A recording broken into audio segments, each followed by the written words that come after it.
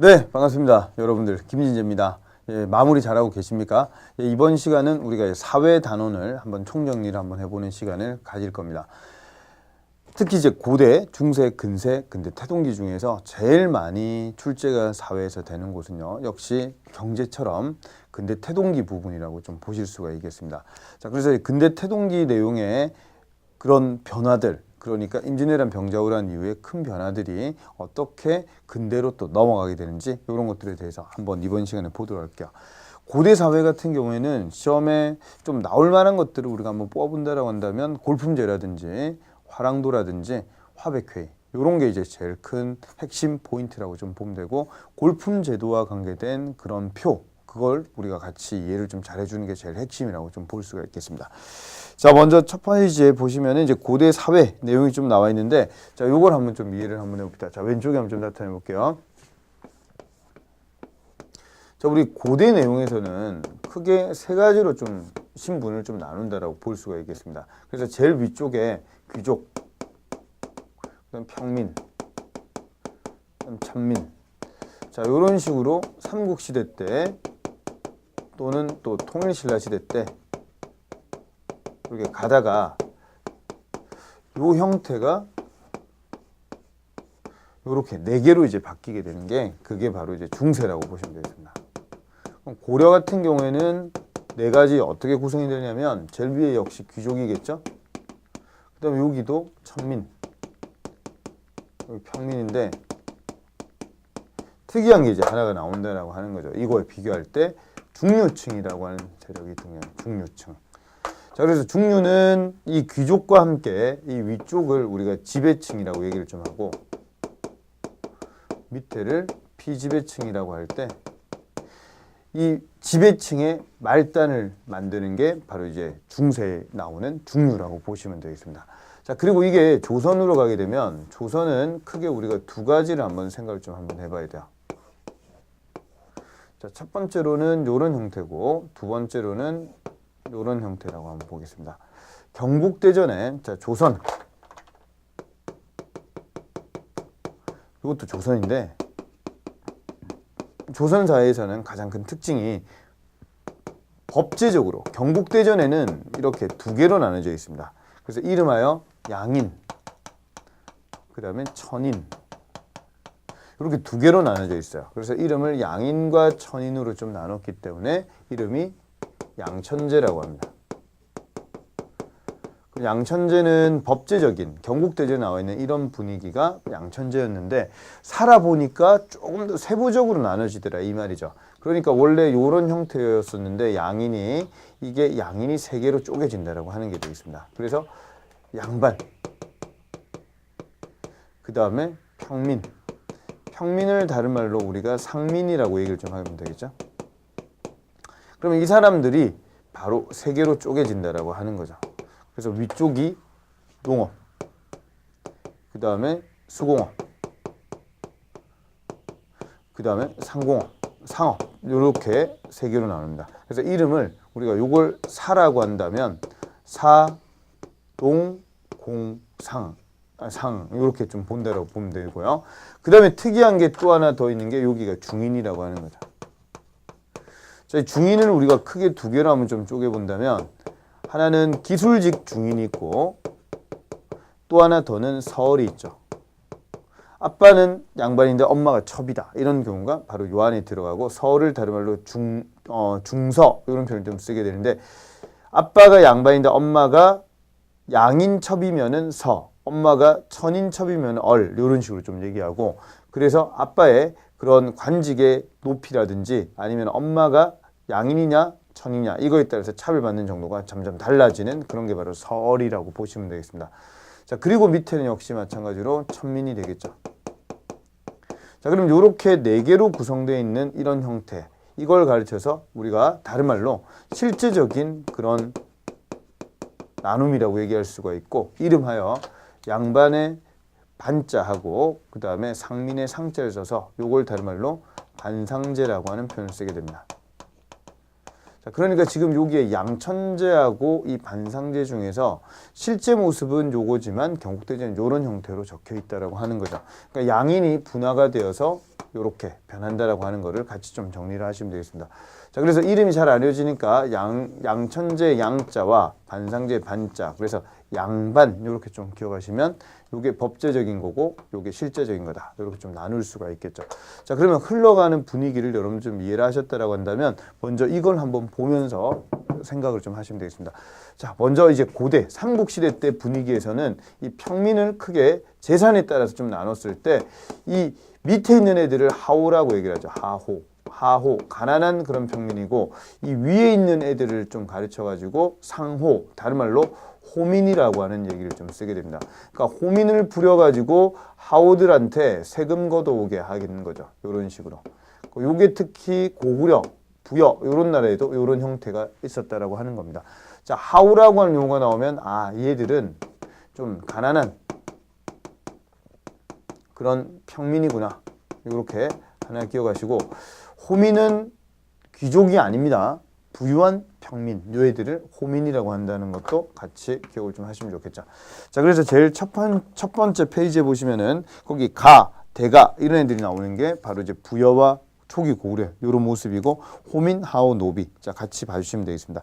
자, 그리고 이제 그 두 번째 내용이 삼국시대 때 귀족, 평민, 천민에 대한 내용인데, 자, 천민 중에서요, 특히 이제 노비가 제일 많겠죠. 노비가 되는 방법, 말이 좀 이상할 수도 있습니다.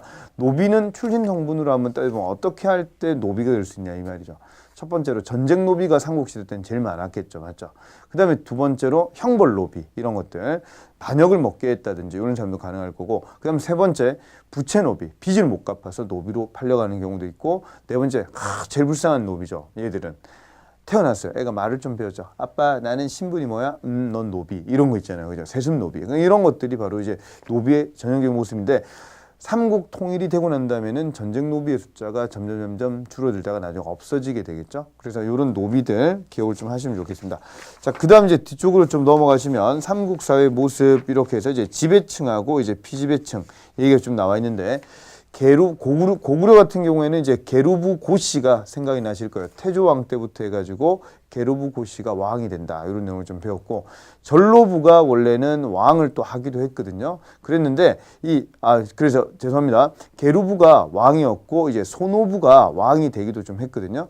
그래서 소노부 같은 경우에는 나름대로 하늘의 제사 지내는 그런 나름대로의 그런 자기의 재단이 있다든지 이렇게도 좀 됩니다. 하지만 게르부 고씨가 그 6대 임금 태조왕 때부터 왕이 계속 배출이 되게 되면서 왕비는 전로부라고 하는 곳에서 계속 또 배출이 좀 되게 됩니다. 그래서 게르부하고 전로부 두 개의 기억을 좀 하시면 되는데, 낯설게 하기 문제로 한번 좀 나온 적이 있었던 그런 문제가 바로 금방 말씀드린 그런 소노부 같은 경우에는 그런 게 있냐 없냐 이런 것들이 다른 직렬에 이제 한번 좀 나온 하늘에 대한 제사를 지내는 그런 유일한 그런 모습이 있느냐 없느냐 이런 것들 좀 물어본 적이 있거든요. 그러니까 소노부도 하늘의 제사를 지냈던 그런 나름대로의 제사터 이런 것도 있다라고 하는 것도 같이 기억을 좀 하시면 좋겠습니다. 6대 임금 태조왕 때부터 해서 게르부 고씨가 독점적으로 왕위를 세습한다. 이 말을 잡아주시면 되겠네요.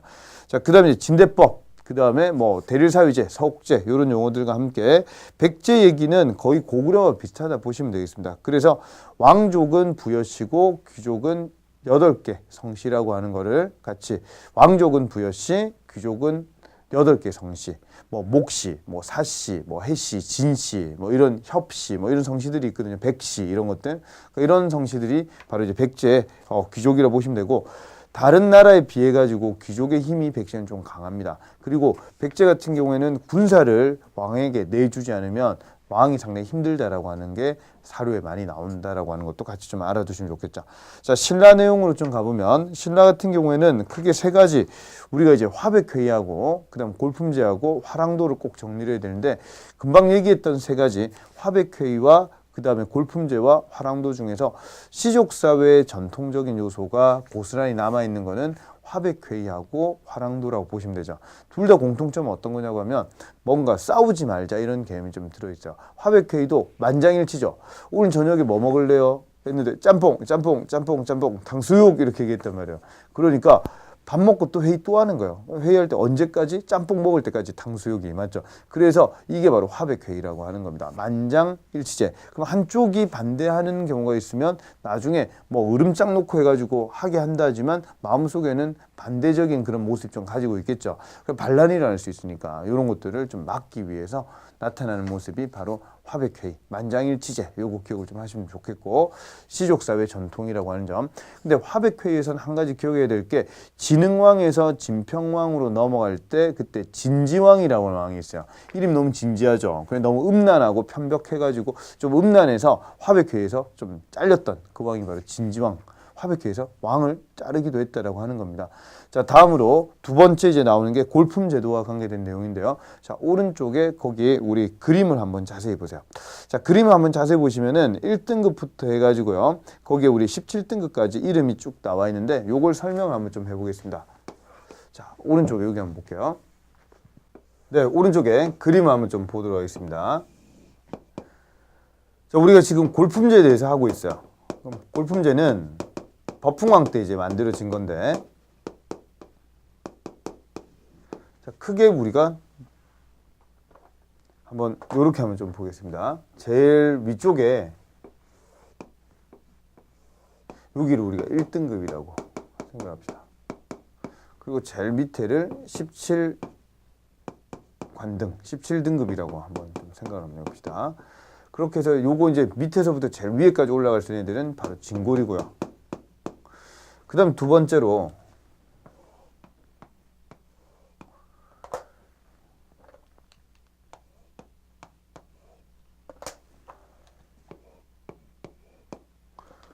자, 여기까지 그다음 여기까지 그다음 여기까지 이렇게 좀 한번 볼게요. 자, 여기가 5등급, 6등급, 그 다음에 여기가 10등급, 여기가 11등급, 여기가 9등급, 여기 9등급, 여기가 10등급, 여기가 11등급, 여기가 12등급. 자, 이렇게 좀 구분을 한다라고 할 때 1등급의 이름을 이벌찬이라고 얘기를 합니다. 그 다음에 5등급의 이름을 대하찬이라고 얘기를 하고요. 대하찬. 그 다음에 6등급을 아찬. 그 다음에 급벌찬. 그 다음에 밑에 이제 10등급이라고 하는 얘들은 대나마. 그 다음에 나마.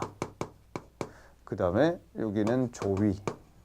그 다음에 여기는 대사. 여기는 대사. 여기는 조위가 있습니다. 자, 그러면 요게 이벌찬까지 올라갈 수 있는 진골밖에 안 된다라고 하는 거죠. 그러니까 이 5등급 위로 올라갈 수, 5등급부터 해서 위로 올라가는 건 무조건 진골만 가능하다라고 하는 거고, 그리고 6두품, 5두품, 4두품, 밑에 있는 3, 2, 1두품은 너무 숫자가 많아져서 나중에 평민 취급을 한다라고 하는 걸 봐주시면 되겠습니다. 자, 제가 이렇게 색깔로 일부러 이렇게 좀 나타냈는데, 여기는 원래 좀 자색을 좀 써야 돼요. 자색을. 그래서 자색, 와인 색깔이라고 보시면 되고, 그다음 여기를 비색.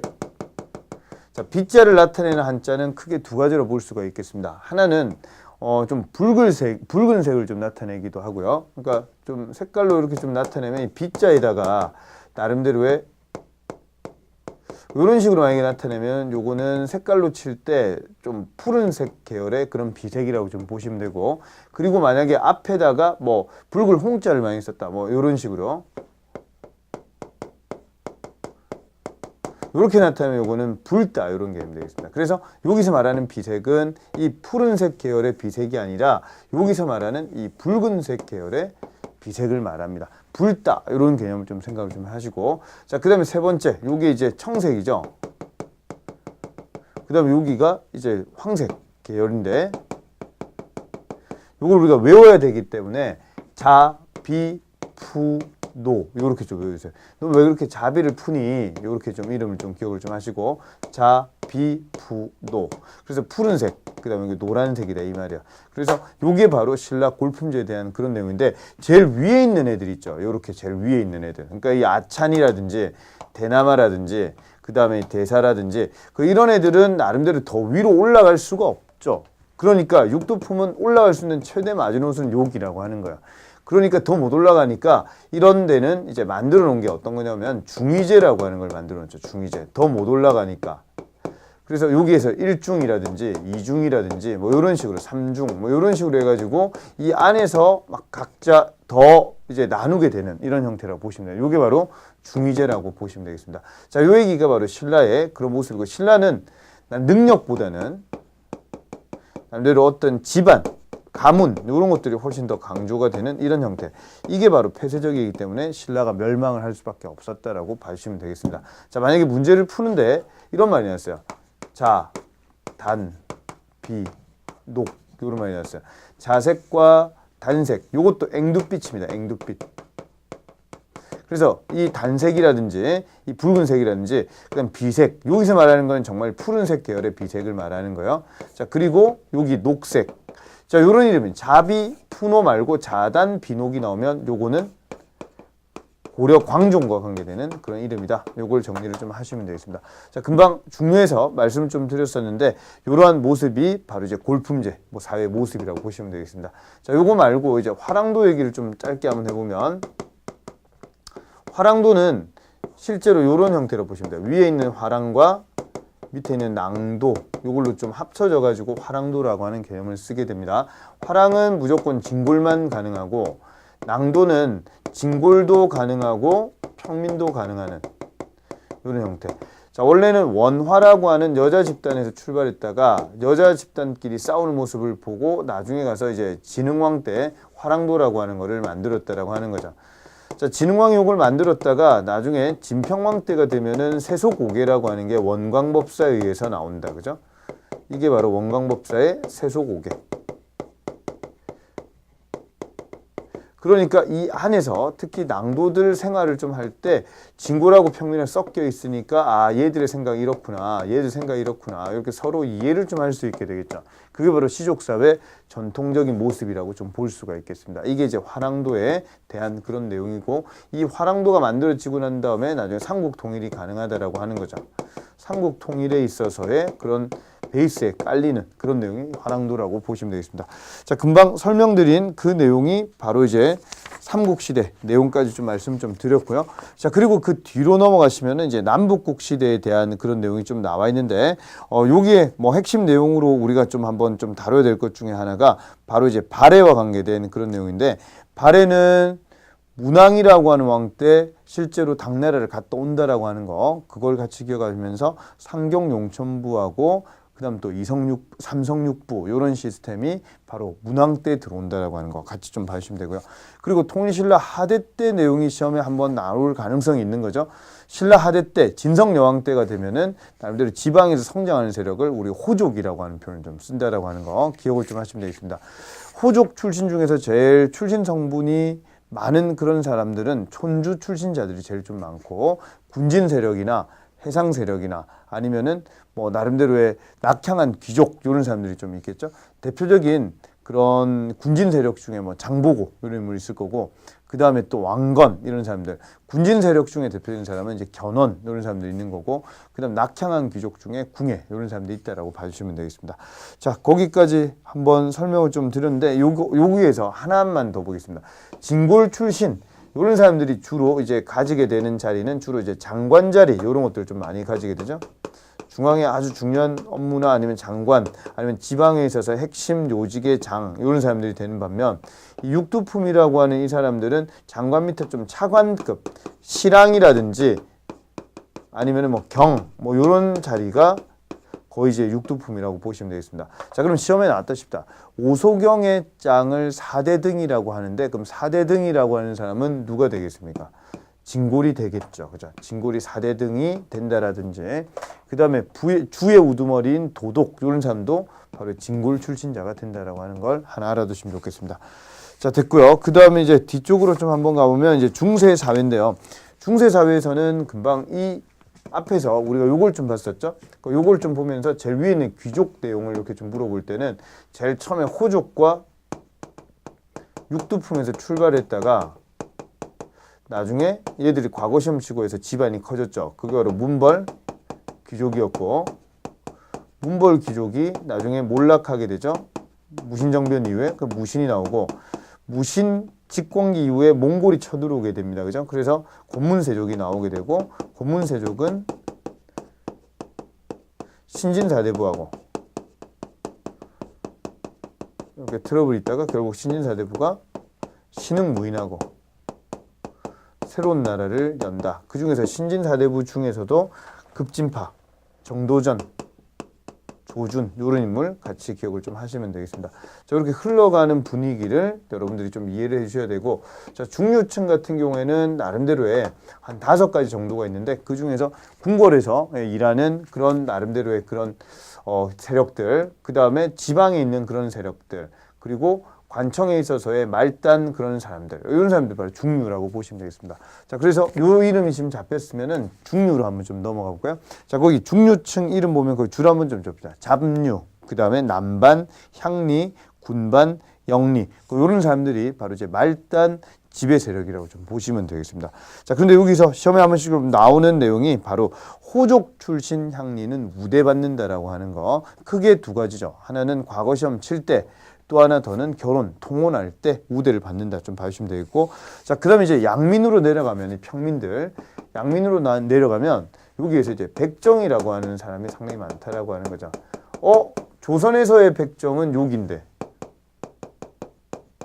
소돼지 잡는 사람인데, 여기서 백정은 일반 농민을 말한다라고 하는 거를 같이 꼭 좀 기억을 좀 해주시면 좋겠습니다. 자, 그다음 향부곡 소에 일하는 사람들은 밑에가 아니라 여기입니다. 그랬죠? 여기에 있는 향부곡소. 향부곡소는 내는 세금의 양이 많고 나름대로 좀 천인 대우를 받지만 이런 사람들은 실제적으로 평민이라고 보시면 되겠습니다. 자, 그리고 뒤쪽으로 좀 한번 넘겨보면 이제 노비와 관계된 내용이 크게 2가지가 있는데요. 하나는 사노비, 또 하나는 공노비가 있다라고 할 때 사노비도 공노비도 둘 다 공통적으로 안에 들어가서 사는 노비가 있고 밖에 나와서 사는 노비가 있다라고 하는 겁니다. 그 중에서 외거노비, 이런 노비들은 상당히 살기가 좀 좋다라고 하는 것도 같이 기억을 좀 해주시면 좋겠네요. 자, 그러면 향도라고 하는 용어가 중세에서는 상당히 좀 자주 나오는 형태가 되겠습니다. 향도, 매향 활동을 하는 무리다. 향나무 심으러 다니면서 바닷가 근처에 향나무 심으면은 미륵 보살을 만날 수 있다라고 하는 거죠. 자, 그렇게 해서 향나무 심고 막 이렇게 좀 돌아다니는데 나중에 시간이 지나면 향나무 심는 것도 한계가 있지, 맞죠? 그래서 나중에 마을 행사 조직으로 바뀌게 됩니다. 두레처럼 변하게 되는 게 그게 바로 향도라고 보시면 되고, 조선사에도 향도가 있다라고 봐주시면 되고요.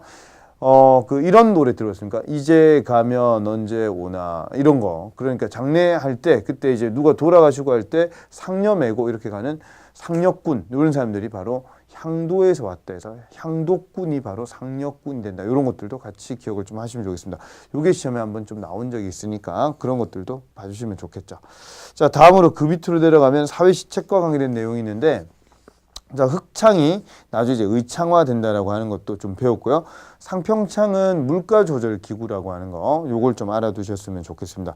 그럼 물가를 조절할 때 쌀로서 물가를 조절을 하겠죠, 그죠? 쌀이 나름대로의 그런 쌀 가지고 그런 물가를 조절한다라고 하는 말로 볼 때 쌀이 화폐 개념으로 사용이 되었다라고 보시면 되겠습니다. 자, 그다음 그 밑에 보시면 이제 의료기관 이름이 나와 있는데, 대비원이라고 하는 이름이 나왔어요. 동서대비원, 이런 이름을 좀 기억을 좀 해두시고, 자, 그 다음에 이제 해민국이라고 하는 용어는 역시 조선까지 계속적으로 좀 가게 되죠. 그래서 대비원이라고 하는 이름하고 그 다음에 해민국, 이런 것들은 조선까지도 가져가는 그런 이름인데, 의료기관 중에서 왠지 해민국이라면 좀 어떤 느낌 듭니까? 그렇죠. 약국이라고 하는 느낌이 좀 들겠죠. 그죠?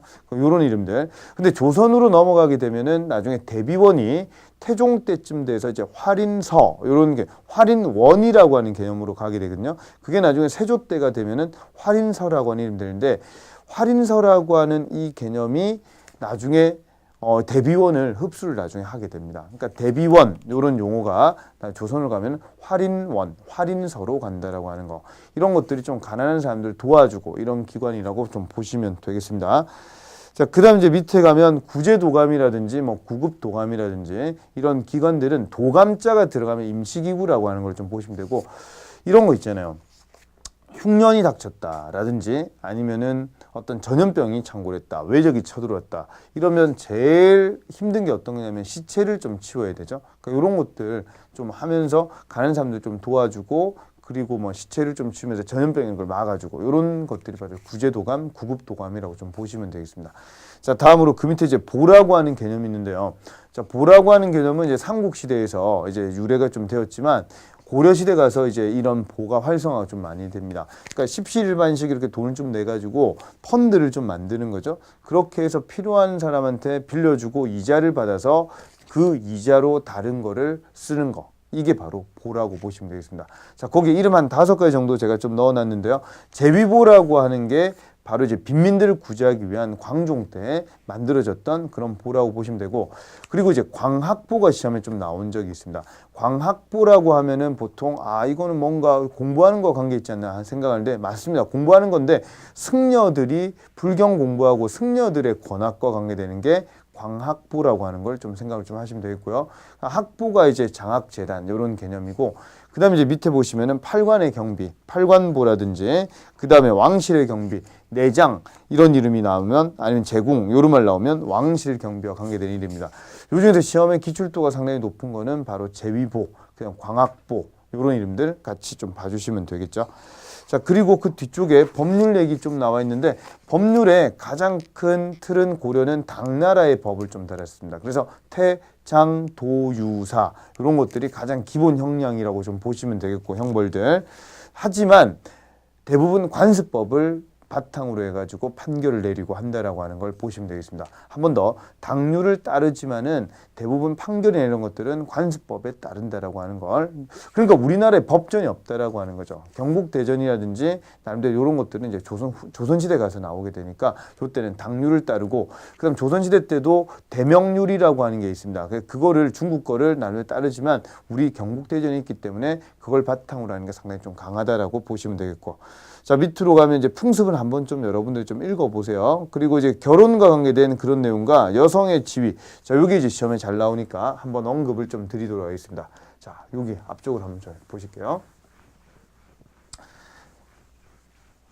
시험에 제일 잘 나오는 게 이제 문화 파트, 이 사회 파트에서는 바로 이거라고 볼 수가 있겠습니다.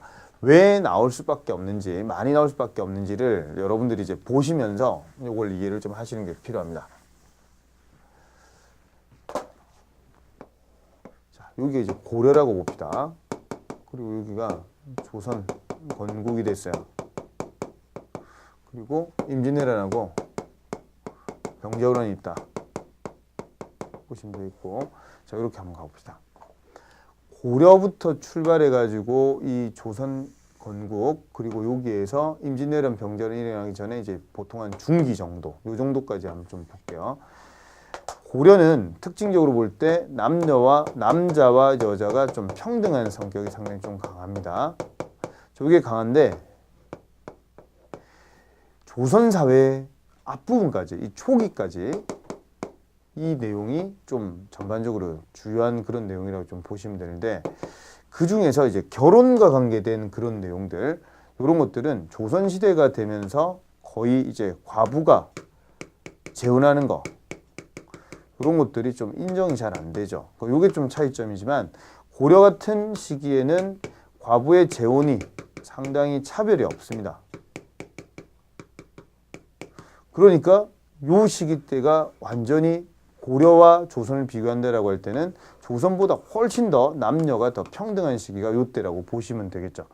자, 그러면 이제 고려부터 해서 여기까지 내용을 설명을 좀 한번 해보면, 특징적으로 이 재혼에 대한 내용이라든지 그 다음에 설에 대한 차별, 여기는 설에 대한 차별이 없어요. 그런 내용이 좀 없는 그런 내용이라고 보시면 되고, 여기는 좀 차별이 있다라고 하는 겁니다. 그러니까 조선 사회와 이 고려 사회에 약간 좀 차이점이 이런 부분에서는 차이가 좀 있지, 전반적으로 여기서부터 여기까지의 내용, 조선 초까지의 내용에서 공통점이 몇 가지가 있으니까 이런 걸 한번 잘 잡읍시다. 자, 첫 번째로 재산 상속, 재산에 있어서 상속을 할 때 요때 금등하게 상속을 좀 했다라고 하는 겁니다. 그 다음에 두 번째, 호적에도 태어난 순서대로 그리고 사위가 처가에다가 입적을 또 할 수도 있고, 그 다음 만약에 사위가 잘했다라고 한다면 상을 자기 아버지 어머니만 받는 게 아니고 장인과 장모까지도 다 받을 수 있는 이런 시기가, 음서도 마찬가지고, 그죠? 음서에 사위와 외손자도 같이 포함이 된다라고 하는 겁니다. 그리고 세 번째, 제사 지낼 때도 봉제사, 제사를 받들 때도 요거는 윤번, 돌아가면서 하는 것도 있고, 그 다음에 남자가 없으면 여자가 이제 제사를 지낸다라고 하는 이런 내용들이 바로 요기에 나타나는 그런 형태라고 보시면 되겠습니다. 그래서 전반적으로 여기서부터 여기까지의 내용은 거의 조선 초까지의 내용이 비슷한 게 이런 분위기라고 보시면 됩니다. 그런데 조선 중기에서 이제 후기 넘어갈 때 요때는 이제 성리학적인 그런 모습이 상당히 좀 강화가 많이 되게 되죠. 그러니까 사림이 집권을 하게 되면서 이 이후 여기를 우리가 1번이라고 하고, 여기까지를 1번이라고 하고, 여기까지를 2번이라고 한다라고 할 때 2번 분위기는 양자를 드린다든지, 여기는 양자가 없습니다. 그죠? 양자라고 하는 개념을 드리지 않는다라고 하는 개념이고, 그 다음에 호적에는 남자 중심으로, 그럼 상속도 마찬가지고, 그죠? 상속하는 데 있어서도 차별을 많이 두게 되죠. 여자에게는 상속이 좀 안 간다든지, 그러니까 이런 형태가 상당히 좀 강한 시기가 바로 요기라고 보시면 되겠습니다. 그리고 한 가지만 더 해보면, 결혼을 만약에 했는데 이때는 주로 살았던 곳이 신부집에서 좀 많이 살았다 이 말이야. 그래서 요거를 남귀여가혼이라고 부릅니다. 그 다음에 여기는 친정제라고 하는 표현을 쓰게 되죠. 시집살이, 이런 개념이 바로 이 조선 중기에서 후기 넘어갈 때 요때 이제 나온다라고 보시면 되겠습니다. 자, 이런 분위기로 점점 흘러가다가 나중에 이제 조선이 망하게 되겠죠. 자, 그러면 이런 1번과 2번 얘기가 나오면 여러분들이 잘 좀, 요거는 어떤 시기지, 요건 어떤 시기지, 이렇게 좀 잘 좀 나눠주시는 게 필요하겠습니다. 자, 요 얘기가 바로 고려에도 나올 거고, 조선 전기, 근세 정체도 이런 내용이 나올 거고, 이런 내용에. 그런데 요거는 약간 좀 차이가 있다라고 했습니다. 과부의 재혼이 안 된다든지 서울의 차별, 요거는 여기까지 계속 가는 그런 내용이 되겠죠. 요게 약간 좀 특이한 내용이라는 거예요. 요 내용들이. 자, 그래서 크게 1번, 그 다음에 여기를 2번, 그 다음에 여기를 3번이라고 한다라고 할 때, 1번, 요거를 우리가 1번, 요걸 2번이라고 한다라고 할 때, 이걸 조금 더 잘게 쪼개면 요런 조선 초기라고 하는 분위기가 좀 나타난다라고 하는 겁니다. 요거는 이 과부의 재혼 허용과 허용이 안 되는 거가 서울의 차별이 되는 거, 이런 내용들은 조선시대 전반적인 내용이고, 그 외적인 내용은 여기와 같다라고 하는 거, 시험에 자주 나오기 때문에 금방 한 번 더 강조를 좀 드리도록 하겠습니다. 그렇죠? 자, 그 다음 이제 밑으로 내려가시면은 거기에 이제 고려 후기의 사회 변화 얘기가 나와 있는데, 거기에 한 번씩 좀 보이는 형태가 있습니다. 김보당하고 조위총이라고 하는 인물은 문신 출신, 무신집권기 때 반역을 일으켰던 사람들이고, 그럼 두 번째, 공주명학소의 망이망소의 형제의 난, 이거라든지, 그 다음에 김삼이 효심의 난, 요런 난들은 평민과 관계된 그런 난들이라고 보시면 되겠습니다. 특히 공주명학소의 망이망소 형제난은 세금을 좀 감면해달라, 이런 내용이 좀 들어가 있는 거고요. 자, 그 다음에 이제 최충원의 개인 노비였던 만적이 난을 일으켰는데, 왕후장상의 씨가 따로 있냐, 이런 얘기를 좀 하게 되는 거죠. 그래서 평등하게 가자, 이런 개념인데 결국 잡혀서 처형당해 죽었다, 이런 내용이고요. 자, 그 다음에 이제 고구려 부운동이나 백제 부운동, 신라 부운동도 한번 좀 읽어보시면 되겠습니다. 자, 그리고 뒤쪽에 넘어가시면은 거기 이제 고려 내용 중에서 제일 밑에 대표적인 전투 이름들이 쭉 나온다라고 하는 거죠. 자, 전투 이름들 중에서 눈여겨봐야 될 게 바로 이제 진포대첩. 이게 우리나라에서 만들어진 그런 화포인데, 화포를 가지고 배에다가 실어서 함포라고 하는 표현을 쓰게 되죠. 배에다가 포를 실어가지고 붙은 세계에서 최초의 전투가 바로 진포대첩이 되겠습니다. 외구 격퇴할 때 최무선이 썼다라고 하는 거고, 자, 그 다음 두 번째로 생각을 좀 해줘야 될 게 바로 황산대첩이라고 하는 거죠.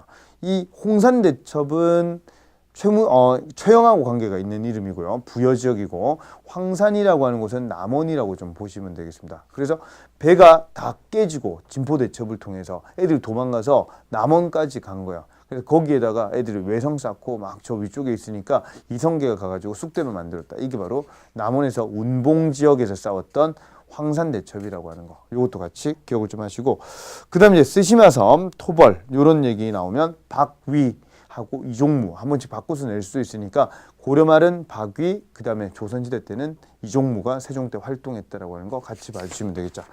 자, 그 다음에 근세사회로 한번 좀 넘어가 보시면, 근세사회는 자 왼쪽에 요거 지금 이해가 다 되셨으면은 그 페이지, 이제 첫 페이지는 이해가 좀 되셨을 것 같고요.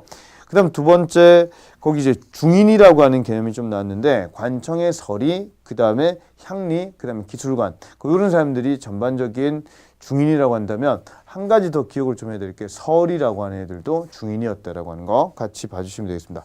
설에 대한 차별이라고 하는 거는요, 태종 때부터 계속적으로 좀 있었어요.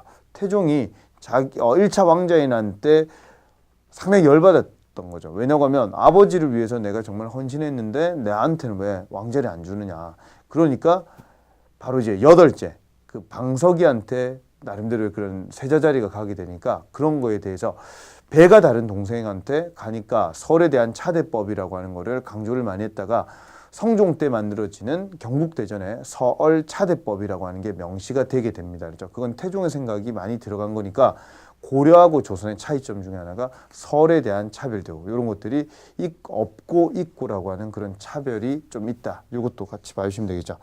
자, 됐고요. 그 다음에 이제 그 오른쪽에 보시면 이제 조선시대 형벌 얘기 한번 좀 읽어보시면 네, 좋을 것 같습니다. 자, 상민 중에서 약간 좀 특이한 게 있었죠. 신양역천인이라고 하는 사람이 있어요. 그러니까 이 신양역천인은 신부는 양인이지만 하는 일은 천하다 이런 사람들이 있는데 그 신양역천인은 고려로 치면 전반적으로 고려 내용에서는 바로 이 향부곡 소에 일하는 그런 사람들과 좀 유사하다라고 볼 수가 있겠죠. 차별을 받는다라고 하는 그런 개념이 좀 나타나게 됩니다. 그죠? 자, 그래서 뭐 거기 보면 뭐 봉숙군이라든지 뭐 역졸, 조졸, 뭐 조례, 나장, 일수 이런 이름들이 있는데 한번 좀 봐주시면 될 것 같고요. 자, 다음으로 그 밑으로 내려가시면 이제 사회제도가 이제 시설 이름이 나왔는데 의창과 상평창이라고 하는 개념은 조선사회도 계속 오게 됩니다. 그러면서 이제 환곡, 곡식을 빌려준다라고 하는 개념인데 그 밑에 이제 사창제도라고 하는 게 바로 이제 국가적 차원에서 곡식을 빌려주는 황곡제도와 약간 좀 다르게 지방에 좀 덕이 있는 그런 선비들이 창고를 맡아서 그런 것들을 좀 빌려주는 사창제도가 있는데 이거는 왕별로 좀 하다 말다 흐지부지 되고 나름대로 재정이 고갈되고 이런 게 좀 많아가지고 없어졌는데 나중에 뒤에 가가지고 흥선대원군 때가 되면은 환곡제 문란함을 바로잡기 위해서 사창제를 크게 쓴다라고 하는 것도 같이 봐주시면 되겠습니다. 자, 그 다음 밑에 보면 해민국, 요게 이제 해민서가 되게 되는데 세조 때 의학 담당하는 그런 관청이 해민국, 해민서라고 보시면 되겠습니다. 자, 그 다음에 재생원이라고 하는 이름은요, 요거는 거기 줄 한번 좀 쳐볼까요? 조선 초기에 지방민과 서민의 구호와 질병 치료를 맡아보던 의료기관이 바로 재생원이 되겠습니다. 재생원이라고 하는 게 해민국에 나중에 좀 흡수가 된다라고 보시면 되죠. 그게 해민국의 해민서잖아요. 그죠? 자, 그 다음에 동서대비원이라고 하는 이름이 있는데 우리 대비원이라고 하는 이름이 바로 그 밑에 나오는 활인서에다가 흡수가 된다라고 하는 걸 배웠죠. 대비원은 좀 용어 자체가 좀 불교적인 이런 게 좀 강한 거고요. 그 다음에 활인서, 활인원 이런 개념은 좀 유교적인 명식을 보시면 되겠습니다. 그래서 실제적으로 조선 사회에 있는 거는 활인서 요 이름을 좀 기억을 좀 하세요. 대비원이라고 하는 거는 고려에도 있고 조선 초에도 있었다라고 하는 겁니다. 그죠? 근데 이 활인서, 활인원이라고 하는 거는 조선에만 있다. 이렇게 기억을 좀 하시면 되겠습니다. 자, 이름이 여러 가지가 막 나오니까 여러분 힘들어 하시는데 그러지 말고 금방 해민국 이런 용어가 나오면 아 뭔가 의학과 관계된 그런 내용들을 빈민들에게 좀 도와주는구나. 고려 예종 때 처음에 좀 시작이 되었구나. 이런 거를 좀 한번 앞에 고려 내용을 한번 좀 보면서 좀 잡아주시면 되겠고 그 다음에 대비원이라고 하는 거는 고려와 조선에도 있었고 활인서라고 하는 개념은 그건 조선시대 때만 있다. 이런 거를 좀 잡아주시면 되겠습니다. 자, 그 뒤쪽으로 법률과 관계된 내용에서 우리 5가지 관련된 것들을 좀 배웠습니다. 태장 도유사. 나름대로 그게 당률이라고 하는 거고, 그죠? 그래서 그걸 바탕으로 해가지고 조선시대 때 되면은 대명률이라고 하는 게 있습니다. 대명률에는 이런 5가지 형벌에다가 2가지를 좀 더 추가를 하죠. 자자라고 해서 이마에다가 막 이렇게 지진다든지, 그래서 물감, 먹물을 막 집어넣는다든지, 능지처참 이런 것들 있죠. 요게 바로 조선시대 때 나타난 형벌인데 영조 때 가면은 나중에 이런 극형이나 악형을 좀 폐지하는 형태로 가게 되는 거죠. 그래서 조선 사회에 이런 안 좋은 벌들 이런 것들도 좀 많았다라고 하는 걸 같이 좀 봐주시면 되겠습니다. 자, 다음에 민사재판과 관련해 가지고 좀 한 가지 기억해야 될 게 처음에는 노비 소송과 관계된 게 좀 많았었어요. 그래서 이걸 담당하는 곳이 장례원 이런 것들이고 조선 후기로 넘어가게 되면은 산소 소송 문제, 산속 문제가 주를 이룬다라고 보시면 되겠습니다. 자, 그 다음에 이제 그 밑에 향촌과 관계된 내용에서 이제 유양소, 경제소 있는데 요건 우리 정치할 때 좀 배워서 요런 내용은 좀 넘어가고요. 향약이라고 하는 개념의 최초의 시작은 바로 여시향약이었죠. 여시향약. 그건 조광조가 중국 거를 가지고 왔는데 이거를 우리나라에 좀 많이 퍼뜨렸던 인물이 가장 대표적인 사람은 바로 이황. 이황은 예안향약이라고 하는 게 있고요. 그 다음에 이 같은 경우에는 자기가 청주 목사로 있었을 때 나름대로 그 서원향약이라고 하는 거. 서원경이 청주잖아요. 그죠? 요거와 함께 해주향약 이런 것들을 나름대로 퍼뜨린다라고 하는 사람.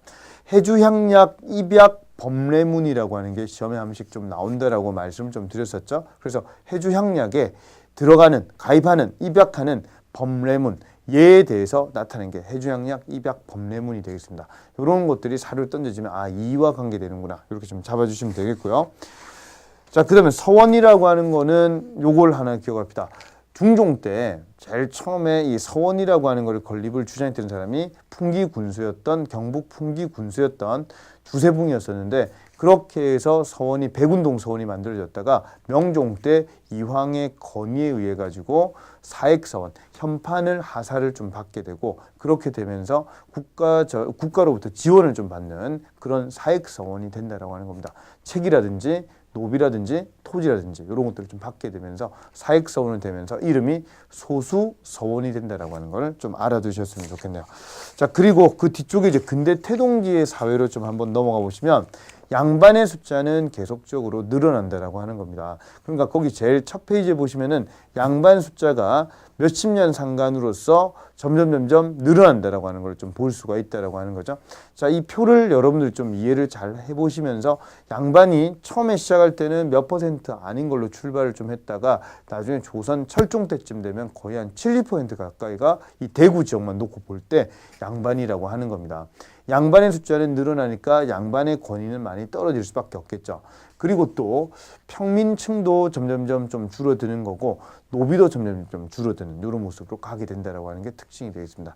자, 그다음에 이제 설에 대한 차별 완화와 관계되는 상소가 좀 많이 올라오는데 설 같은 경우에는 왕별로 약간 좀 나는 조금 완화를 좀 시켜야 되겠다 이렇게 하면 설에 대한 차별 대우가 좀 약해지는 시기도 있고 이렇습니다. 가장 대표적인 게 이제 영조와 정조 시기 때 설에 대한 차별이 좀 많이 완화가 되게 되는 거고 그렇게 해서 실제로 규장각 검서관의 이덕무라든지 유득공이나 그 다음에 뭐 또 한 명 더 박제가 이런 인물들이 규장각 검서관으로서 활동을 좀 한다라고 하는 내용이 나옵니다. 이런 것들이 이제 1777년에 정류절목 이런 것들이 제위 2년 만에 정조가 좀 만들게 되면서 실제적으로 설에 대한 차별 이런 것들이 좀 많이 완화가 되지만 꼭 이해하셔야 될 게 이겁니다. 철종 때 가서 설에 대한 차별을 완전 또 완화를 시켰거든요. 청묘직에 나름대로 중요한 그런 관청에서 일할 수 있도록 이렇게 만들었지만 정작 조선 끝까지 설에 대한 차별은 계속 있었다라고 하는 겁니다. 그렇죠? 완화는 시켜주되 설에 대한 차별은 계속적으로 있었다라고 하는 것을 꼭 이해를 하셔야 됩니다. 근데 철종 때 기술직 중인들이 소청 운동을 하게 됩니다. 그렇게 해서 이때 이제 나오는 문서 중에서 상원과방 이런 글이 있는데 보면 우리는 원래 옛날에 의과 역에 들어갔지만은 의관과 역관하지만 원래 양반 자손이다 이런 내용들이 좀 나온다라고 하는 거죠. 그러니까 이런 상원과방 얘기가 나오면 철종 때 있었던 소청운동 이런 것들이 기술직 중인 이런 사람들이 일으킨 그런 소청운동은 결론적으로 이런 건 실패했다라고 하는 거를 같이 기억을 좀 하시면 좋겠습니다. 그래서 1853년에 있었던 이 소청운동 이런 것들은 결론적으로 받아들여지지 않는다. 상원과방이라고 하는 그런 글이 한 번씩 좀 보이기도 할 겁니다. 그렇죠? 같이 좀 봐주시면 좋겠고요. 자, 그 다음에 통역과는 나중에 뒤에 우리 근현대사 가서 좀 배우겠지만 오경석 같은 인물은 실제적으로 많은 그런 그 개화파 사람들을 좀 키우게 되는 그러니까 양반 출신자들을 나름대로 그런 역관이 가르친다라고 하는 걸로 볼 때 조선 후기로 넘어가면서는 역관이라고 하는 이 신분층들이 상당히 지위적으로 많이 높아진다라고 하는 거를, 그 다음에 이제 중인이 시사, 시모임 이런 걸 자기가 또 관장을 좀 하기도 하거든요. 그러니까 중인이 많이 좀 올라간다라고 하는 게 특징이 되겠습니다. 자, 그 다음 이제 그 뒤쪽에 이제 노비의 해방이라고 하는 개념을 좀 한번 보시면 노비 상황 이런 걸 한번 좀 볼 수가 있겠습니다. 노비 종모법이라고 하는 거를 영조 때 만들게 되는데 일반 밑에 있는 그런 노비 남자들하고요, 천민 남자와 평민 여자와 결혼을 또 하게 됩니다. 이렇게 되니까 와, 그러면 일천직천법이면은 아빠든 엄마든 한쪽이 노비면 둘 다 노비여야 되니까 노비가 많이 늘어나 버리면은 국가 재정 확충이 어렵겠죠. 그러니까 아빠 성보다는 아빠 쪽 말고 엄마 쪽을 좀 따르도록 이렇게 좀 만들어줍니다. 이게 바로 노비 종모법이 영조 때 나왔던 그런 특이한 법이다. 이것도 좀 봐주시면 좋겠고요. 그리고 공노비를 해방을 좀 시킨 게 거기 교재 내용에 한번 좀 보시면은 내수사 노비, 그러니까 국가의 중앙관청에서 일하는 내수사라고 하는 곳에서 일하는 노비 중에서 약 6만 6천 명 정도를 이제 일부 노비를 풀어주는 거죠. 이게 이제 관노비 해방이라고 보시면 되겠습니다. 순조 1년에 이제 있었던 그런 공노비 해방, 이제 나름대로의 공노비를 해방을 좀 시켰지만 완전한 노비가 다 해방이 되는 거는 1894년 가서 해방이 된다. 1차 가보격 요때 노비가 완전히 이제 다 없어진다라고 좀 봐주시면 되겠습니다. 자, 그 다음 이제 밑에 가족 제도의 변화 얘기가 좀 나와 있는데 요게 바로 조선 초기부터 중기 이전까지의 분위기가 요거였죠. 앞에서 우리가 요거 배웠던 거. 그 다음 두 번째 중기부터 이제 후기까지 내용까지 같이 여러분들이 봐주시면 되겠고, 만약 문제로 이런 게 나왔다 칩니다. 동성마을이라고 하는 게 나타난다. 그러면은 요때라고 보시면 되겠습니다. 요때. 왜냐하면 양반의 권위가 많이 약해지니까 양반들끼리 모여서 집성촌을 좀 유지를 한다든지 그렇게 해서 우리는 이런 집안이야 이런 것들, 그리고 족보라든지 아니면은 어떤 예학 이런 걸 강조를 많이 할 때가 또 마찬가지로 요때라고 보시면 되겠습니다. 자, 그런 내용들 위주로 해서 한번 좀 봐주시면 되겠고, 그리고 이제 마지막 내용으로 향촌 질서의 변화 내용에서는 영조 말 정조가 되면은 수령의 힘이 아주 강해집니다. 그러니까 수령이 유양소를 막 누르게 되는 거죠. 그러면서 향리들의 힘이 또 강해지게 되는 거예요. 그러니까 수령의 힘이 아주 강해지다가 보니까 이걸 통해서 그 부세 자문 기구로 유양소를 만들어 버리는 거죠. 이렇게 가다가 정조가 1800년에 급서거를 해버리니까 그 뒤에 세도정치 기간 때도 수령이라고 하는 자리를 놓고 관직을 사고 파는 마술쇼가 나타난다고 하는 거죠. 그게 바로 매관, 매직이라고 하는 그런 개념이다, 이 얘기야. 자, 그리고 밑에 이제 보면은 나오는 내용이 사회 변혁의 움직임 얘기가 좀 나와 있는데, 그 중에서 사회가 세도정치 기간 때 너무 혼란하니까 종교적으로 동학이 나온다든지 서학이 나온다든지 그리고 어떤 정감록이나 예언사상이나 이런 것들이 많이 나오게 됩니다. 자, 그러면서 거기 이제 천주교 박해와 관계된 거 크게 네 가지를 좀 정리를 좀 하셔야 되는데, 첫 번째로 나오게 되는 게 이제 신의 박해라고 하는 거. 정약용의 외사촌이던 윤지충, 이 어머니가 돌아가셨는데도 제사를 안 지내고 신주를 불태워버리죠. 그렇게 해서 정조 때 있었던 이 박해 때는 결론적으로 이 사람들을 좀 제거를 일부를 좀 하게 됩니다. 그러니까 천주교에 대한 박해가 나름대로 시작이 되었다라고 하는 거지만 아주 크게 이런 게 아니라 성리학적인 걸 좀 훼손을 좀 하게 되니까 이때 좀 제거를 한다. 자, 이게 바로 이제 처음으로 나오는 신의 박해라고 하는 거고, 그 다음에 두 번째로 1801년에 가서 그때 정조가 죽고 난 다음에 정순왕후가 이제 중심돼가지고 일으키게 되는 게 이게 바로 신유박해가 되어 있습니다. 정약용이 그래서 귀향을 가게 된다라고 하는 거, 강진까지 이제 귀향 가서 다산 초당에서 18년 동안 유배를 했다. 그리고 이제 그 밑에 나오는 게 이제 기예박해라고 하는 겁니다. 이 기예박해는 사람 이름 한 명 좀 기억하면 이 정하상이라고 하는 이 사람이 나오는데, 이 사람이 상제상서라고 하는 글을 자기가 박해당할 걸 알고 천주교를 박해하는 이유를 모르겠다라고 하는 거를 조목조목 따져가지고 좀 글을 씁니다. 이게 바로 상제상서. 이런 이름 나오면 요거는 신의 박해라고 하는 이름 좀 기억을 좀 이름을 좀 기억을 좀 해주시. 기예박해라고 하는 이름 좀 기억을 좀 하시고요. 자, 그래서 이름으로 볼 때는 첫 번째로 이제 신의 박해가 있고요. 그 다음에 두 번째 신유박해가 있고, 그 다음에 기예박해가 있고, 그 다음 하나 더 하면은 병인박해가 있는데, 여러분들 이름이 좀 잘 안 외워지실 거예요. 그러면 병인양요 이런 걸 많이 들어봤으니까 상관없겠지만 이 시내박해라고 하는 이름과 이 기예박해가 이름이 좀 잘 안 외워질 거예요. 그래서 이름을 신기하다 이렇게 좀 외워주시면 되겠습니다. 그래서 시내박해 이런 말이 나오면 이게 일어날 때가 1791년 한 요 정도쯤 되니까 이 시기로 볼 때 이 시내박해가 일어나는 시기 요때가 바로 시내통공이죠.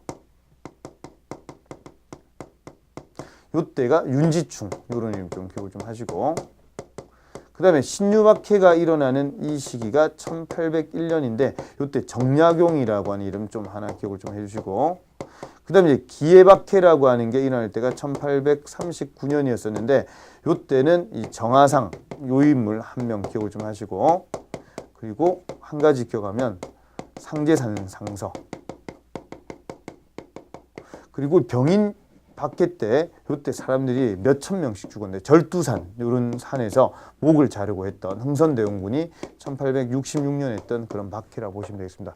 자, 박해 이름 크게 네 가지가 좀 나와 있는데 신기해 요렇게 좀 기억을 좀 해주시고, 요거는 신유박해 이름 요때가 이제 관노비가 해방될 때 요때라고 보시면 되겠습니다. 자, 병인박해 요거하고 네 가지 정리절 부탁을 좀 드릴게요. 자, 그리고 이제 그 밑에 보시면 이제 동학에 대한 그런 내용과 함께 거기 홍경래난과 임술농민봉기가 있는데, 홍경래난과 임술농민봉기의 가장 큰 특징은 삼정의 문란이 공통점이고 전국으로 확산될 때 영향 주는, 또는 삼정이정청과 암행어사 제도가 만들어지게 확산이 되게 되는 그게 바로 임술농민봉기라고 보시면 되겠습니다. 자, 사회명까지 우리가 쭉 한번 좀 다뤄봤는데요. 오른쪽 날개 부분을 여러분들 좀 보시면서 정리를 좀 잘 부탁드리도록 하겠습니다. 이제 수고 많으셨고요. 문화 파트에서 마무리 또 한번 뵙겠습니다. 수고 많으셨습니다.